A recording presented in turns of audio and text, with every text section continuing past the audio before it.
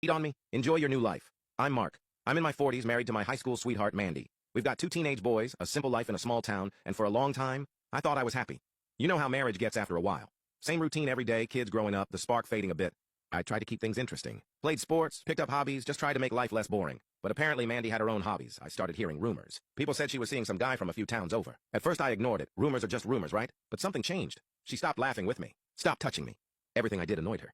All we did was argue. One night after soccer, I told my buddies what was going on. They told me to confront her, but I didn't want to blow up my marriage over gossip. So, I did something a little crazy. I set up cameras in the house. Not cheap ones either. I'm talking private investigator-level cameras. Everywhere except my kids' rooms. And I waited. Weeks went by. Then one night I watched the footage. And there it was. Mandy, cheating on me, 20 years together. High school sweethearts, 2 sons. And she threw it all away. I was furious. But instead of confronting her, I came up with a plan. I got the guy's phone number and called him pretending to be a salesman. Told him I was selling body cleansing pills and other crap. He was overweight, easy to hook. I got everything. His name, address, where he worked. Told him he was entered into a prize drawing and might win big. A week later, I packed up all of Mandy's stuff. Her clothes, her jewelry, everything. When she came home, I told her we were going on a trip. She hesitated, but I talked her into it. Dropped the boys off with a friend and off we went. Guess where? To the guy's house. On the way, I called him and told him he'd won the grand prize. Said I was delivering it personally. Mandy thought I was joking around.